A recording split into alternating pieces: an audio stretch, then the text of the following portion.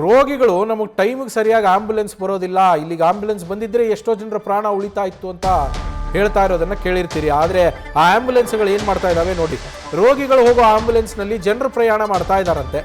ಗದಗದ ಜಿಮ್ಸ್ ಆಸ್ಪತ್ರೆಯ ಆಂಬ್ಯುಲೆನ್ಸ್ಗಳಲ್ಲಿ ಈ ರೀತಿ ಜನರ ಪ್ರಯಾಣ ನಡೀತಾ ಇದೆ. ಅದರ ಚಾಲಕರು ಡೈಲಿ ಜನರಿಗೆ ಪ್ರಯಾಣಿಕರಿಗೆ ಡ್ರಾಪ್ ಮಾಡ್ತಾರೆ, ದುಡ್ಡು ತೊಗೊಂಡು. ಅದು ಕೂಡ ಪ್ರಯಾಣಿಕರನ್ನು ಕೂರಿಸ್ಕೊಂಡು ಡ್ರಾಪ್ ಕೊಡುವ ಚಾಲಕರು ಜಿಮ್ಸ್ ಆಸ್ಪತ್ರೆಯಿಂದ ಗದಗ ಕಡೆಗೆ ಯಾರು ಹೋಗ್ತಾ ಇರ್ತಾರಲ್ಲ ಅವರಿಗೆ ಈ ರೀತಿ ಡ್ರಾಪ್ ಕೊಡ್ತಾರೆ. ಅದು ಹೇಗೆ, ಎಷ್ಟು ಜನಕ್ಕೆ ಕೂರಕ್ಕಾಗುತ್ತೋ ಅಷ್ಟು ಜನ ಅಲ್ಲ, ಸಿಕ್ಕವ್ರನ್ನೆಲ್ಲ ತುಂಬ್ಕೊಳ್ತಾ ಇರೋದೆ ಕುರಿಗಳಂತೆ ತುಂಬಿಕೊಂಡು ಡ್ರಾಪ್ ಮಾಡೋದಕ್ಕೆ ಕರ್ಕೊಂಡು ಹೋಗ್ತಾರೆ ಅನ್ನೋ ಆರೋಪ ಕೇಳಿಬಂದಿದೆ. ಬಾಡಿಗೆ ಪಡೆದಿರೋ ಬಗ್ಗೆ ಕೂಡ ಸ್ಥಳೀಯರು ಅನುಮಾನವನ್ನು ವ್ಯಕ್ತಪಡಿಸ್ತಾ ಇರುವಂಥದ್ದು. ಆಂಬ್ಯುಲೆನ್ಸ್ ಪ್ರಯಾಣದ ವಿಡಿಯೋ ಒಂದು ಸದ್ಯ ಸೋಷಿಯಲ್ ಮೀಡಿಯಾದಲ್ಲಿ ವೈರಲ್ ಆಗಿದೆ. ಆರೋಗ್ಯ ಇಲಾಖೆಗೆ ಸಂಬಂಧಿಸಿದ ಆಂಬ್ಯುಲೆನ್ಸ್ ಇದು, ಮತ್ತೆ ಸರ್ಕಾರದ್ದು, ಪ್ರೈವೇಟ್ ಕೂಡ ಅಲ್ಲ. ಅದರಲ್ಲಿ ಈ ರೀತಿ ಡ್ರಾಪ್ ಮಾಡ್ತಾ ಇರುವಂಥದ್ದು. ಆರೋಗ್ಯ ಇಲಾಖೆಯ ನಿರ್ಲಕ್ಷ್ಯಕ್ಕೆ ಈಗ ಸಾರ್ವಜನಿಕರು ಆಕ್ರೋಶವನ್ನು ವ್ಯಕ್ತಪಡಿಸ್ತಾ ಇದ್ದಾರೆ. ದೃಶ್ಯಗಳಲ್ಲಿ ಗಮನಿಸ್ತಾ ಇದ್ದೀರಾ, ಆಂಬ್ಯುಲೆನ್ಸಲ್ಲಿ ಜನರನ್ನು ಹತ್ತಿಸ್ಕೊಳ್ತಾ ಇರುವಂತಹ ದೃಶ್ಯ. ಅವರಿಗೆ ತಲೆಗಿಷ್ಟು ಅಂತೇಳಿ ಅವ್ರ ಹತ್ರ ಈ ಬಸ್ಗಳಲ್ಲಿ ಕಂಡಕ್ಟರ್ ಹೇಗೆ ಟಿಕೆಟ್ ಚಾರ್ಜನ್ನು ತಗೋತಾರೋ ಅದೇ ರೀತಿ ಈ ಆಂಬ್ಯುಲೆನ್ಸ್ ಚಾಲಕರು ಒಬ್ಬೊಬ್ಬರಿಗೆ ಇಷ್ಟಿಷ್ಟು ಅಂತೇಳಿ ಅಮೌಂಟ್ ತೊಗೊಂಡು ಜಿಮ್ಸ್ ಆಸ್ಪತ್ರೆಯಿಂದ ಗದಗ ಸಿಟಿಗೆ ಡ್ರಾಪ್ ಮಾಡ್ತಾರಂತೆ ಕರ್ಕೊಂಡೋಗಿ ಇವ್ರನ್ನ. ಪಾಪ ಈ ಸಂದರ್ಭದಲ್ಲಿ ಯಾವುದೋ ರೋಗಿಗೆ ಆ್ಯಂಬುಲೆನ್ಸ್ ಬೇಕಾಯಿತು, ಎಮರ್ಜೆನ್ಸಿ ಇತ್ತು ಅಂದರೆ ಅವ್ರ ಪರಿಸ್ಥಿತಿ ಏನು? ಆ್ಯಂಬುಲೆನ್ಸ್ ಇರೋದು ಈ ಥರ ಪ್ಯಾಸೆಂಜರ್ಗಳನ್ನು ಡ್ರಾಪ್ ಮಾಡೋದಕ್ಕೆ, ರೋಗಿಗಳಿಗೆ ಸೇವೆಯನ್ನು ಒದಗಿಸೋದಕ್ಕೆ ಆ್ಯಂಬುಲೆನ್ಸ್ಗಳು ಇಲ್ವಾ? ಹಾಗಿದ್ರೆ ಆರೋಗ್ಯ ಇಲಾಖೆಗೆ ಸಂಬಂಧಪಟ್ಟಿದ್ದು ಜಿಮ್ಸ್ನ ನಿರ್ದೇಶಕರು ಹಾಗೆ ಅಲ್ಲಿಯ DHO ಇವ್ರು ಯಾರ ಗಮನಕ್ಕೂ ಇದು ಬಂದೇ ಇಲ್ವಾ?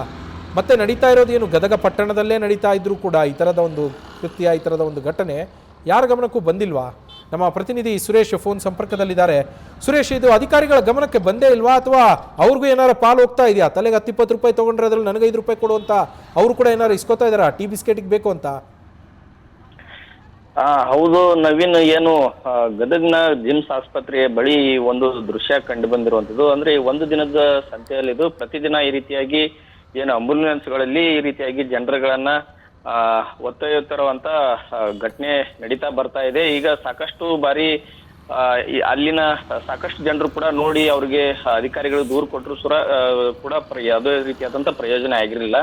ಪ್ರಮುಖವಾಗಿ ಹೇಳ್ಬೇಕಂದ್ರೆ ಏನು ರೋಗಿಗಳನ್ನ ಸಾಗಿಸ್ಬೇಕಾದಂತ ಆಂಬ್ಯುಲೆನ್ಸ್ಗಳು ಈ ರೀತಿಯಾಗಿ ಪ್ಯಾಸೆಂಜರ್ ರೀತಿಯಲ್ಲಿ ಅವುಗಳನ್ನ ಬಳಕೆ ಮಾಡ್ತಾ ಇದ್ರೆ ಅದರಲ್ಲಿ ಏನು ಇರ್ತಕ್ಕಂಥ ಡ್ರೈವರ್ಗಳಾಗಿರ್ಬೋದು ಮತ್ತು ಏನು ನರ್ಸ್ ಸ್ಟಾಫ್ ಆಗಿರ್ಬೋದು ಏನು ಜನರನ್ನ ಕೂರಿಸ್ಕೊಂಡು ಗದಗಿಂದ ಏನು ಜಿಮ್ಸ್ ಆಸ್ಪತ್ರೆ ಸುಮಾರು 5ರಿಂದ 6-7 ಕಿಲೋಮೀಟರ್ ಆಗುತ್ತೆ. ಅಲ್ಲಿಂದ ಏನು ಜನರು ಗದಗ್ ಹೋಗ್ಬೇಕಾದ್ರೆ ಏನು ಆಟೋಗಳಿಗಾಗಿ ಮತ್ತೆ ಬಸ್ಗಳಿಗಾಗಿ ಕಾಯ್ತಾ ಇರ್ತಾರೆ. ಇಂಥ ಟೈಮಲ್ಲಿ ಇವರು ತಮ್ಮದೇ ಆದಂತ ಒಂದು ರೀತಿ ಏನು ಬಿಸ್ನೆಸ್ ಕೂಡ ಅನ್ಬೋದು, ಆ ರೀತಿಯಾಗಿ ಮಾಡಿಕೊಂಡು ಆಂಬ್ಯುಲೆನ್ಸ್ಗಳನ್ನ ಬಳಕೆ ಮಾಡ್ಕೊತಾ ಬರ್ತಾ ಇದ್ದಾರೆ.